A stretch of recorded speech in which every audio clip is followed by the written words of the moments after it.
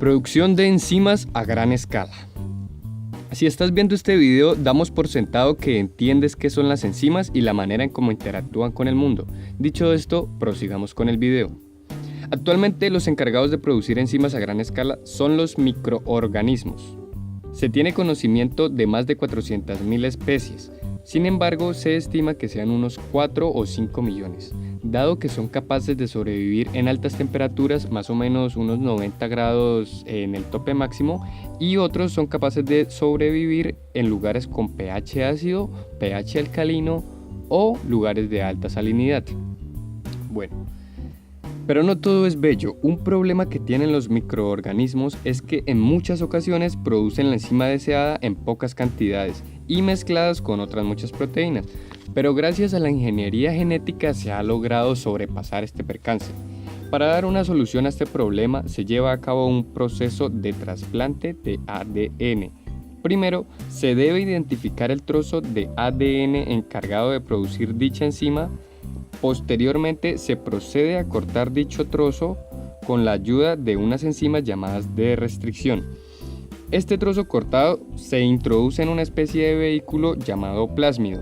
Esta inserción se lleva a cabo por medio de las enzimas llamadas ADN ligasas. Hecho esto, se transfiere el plásmido con el trozo de ADN al hospedador.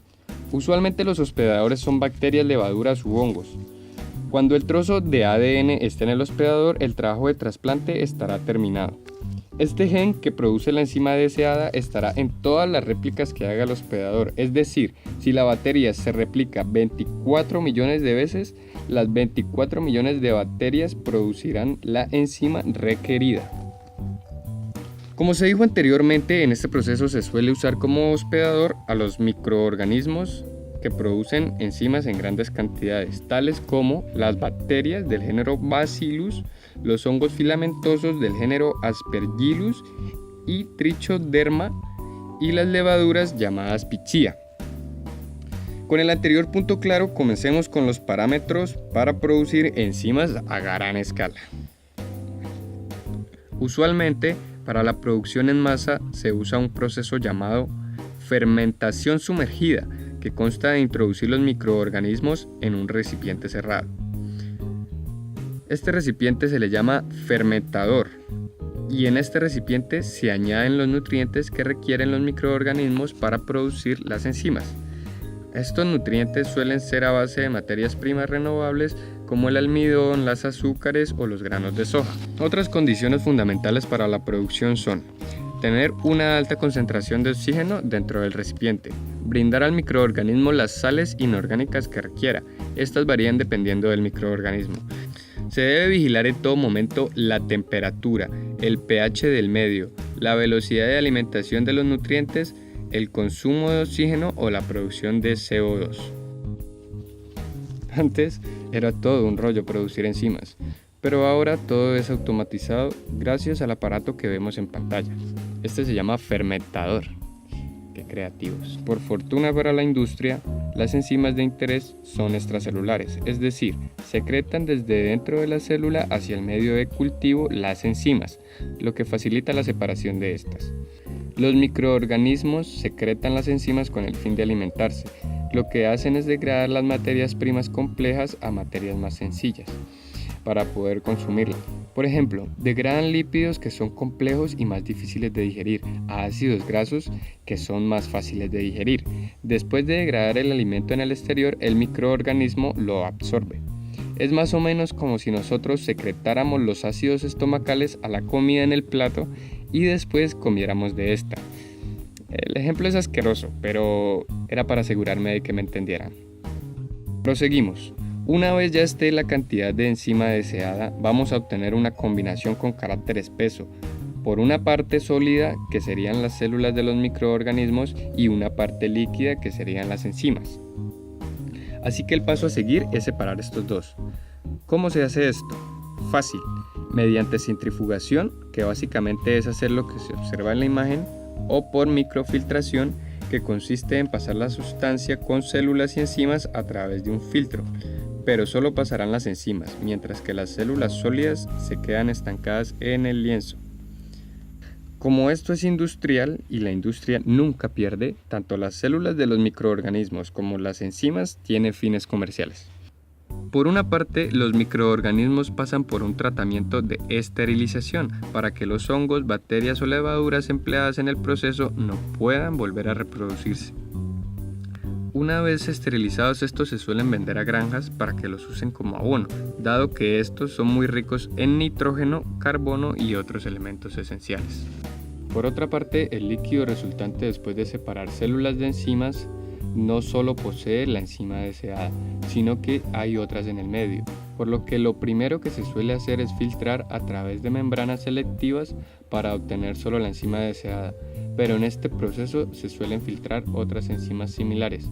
Para algunos casos, el proceso termina en el anterior paso, pero en el caso de las enzimas usadas para los fármacos, que requieren estrictamente que el producto lleve a cabo una sola reacción y no se puede permitir efectos secundarios causados por enzimas adicionales, por lo que para esta situación se lleva a cabo el proceso de purificación, que suele hacerse mediante técnicas cromatográficas.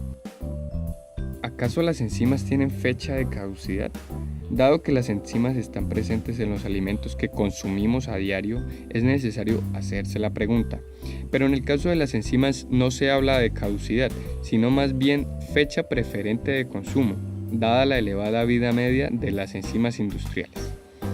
Usualmente, para el uso de enzimas en alimentos, se suele añadir algún tipo de estabilizante, siendo los más habituales los polioles, como el glicerol, el sorbitol o el etilenglicol.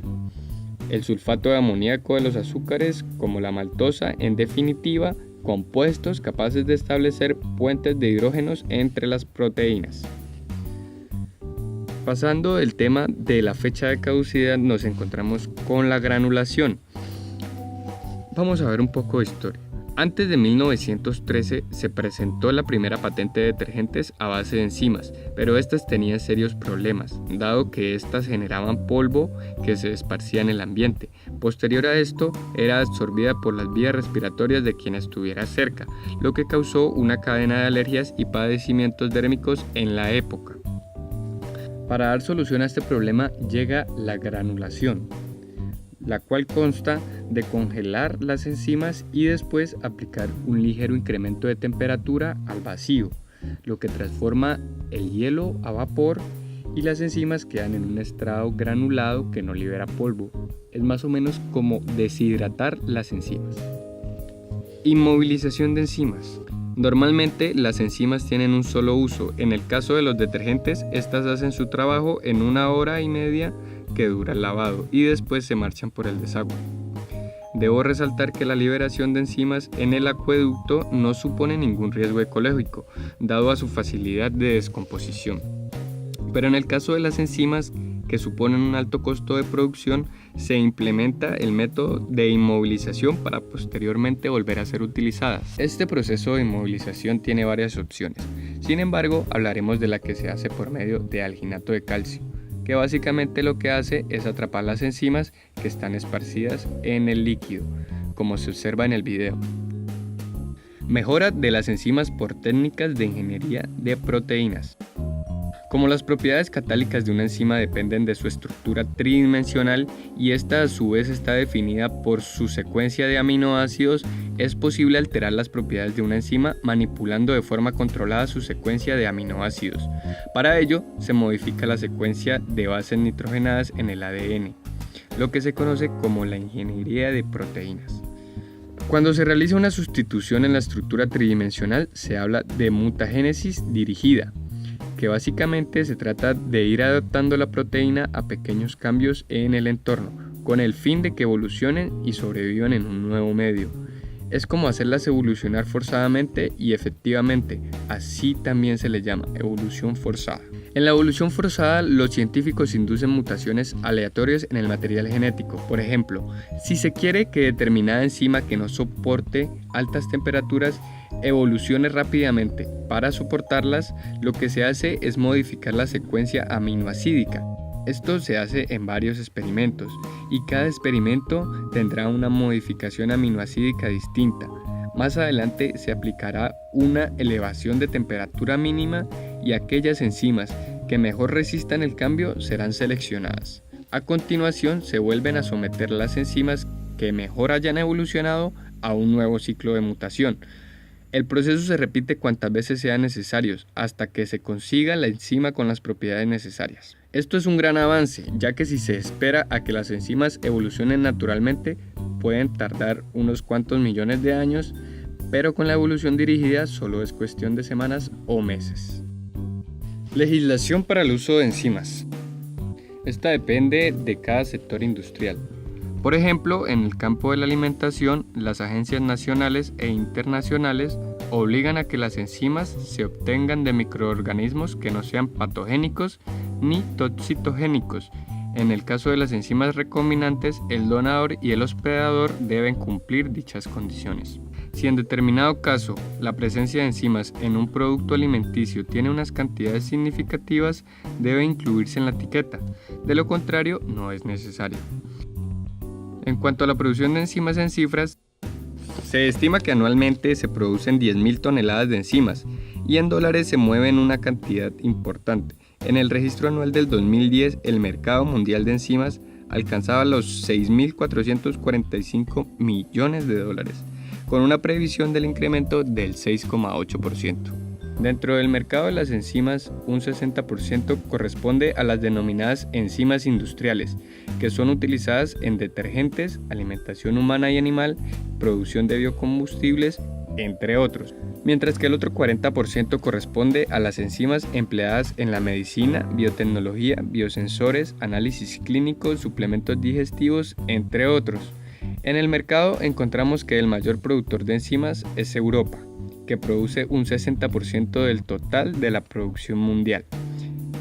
Y por último, veamos precios. Las enzimas de uso masivo pueden llegar a costar entre 4 y 17 dólares por kilogramo. Estas serían las usadas en los detergentes, los alimentos, biocombustibles, entre otros, mientras las enzimas terapéuticas se emplean a escala de miligramos o incluso microgramos y su precio puede alcanzar los 120.000 dólares por kilogramo. Y listo, esto fue todo, terminamos. Los documentos en los que está basado este video están abajo en la descripción del video. Para acceder a ellos debes darle clic y posteriormente le das en saltar la publicidad. Suscríbete en el botón rojo y dale like para que este tipo de contenido se siga realizando.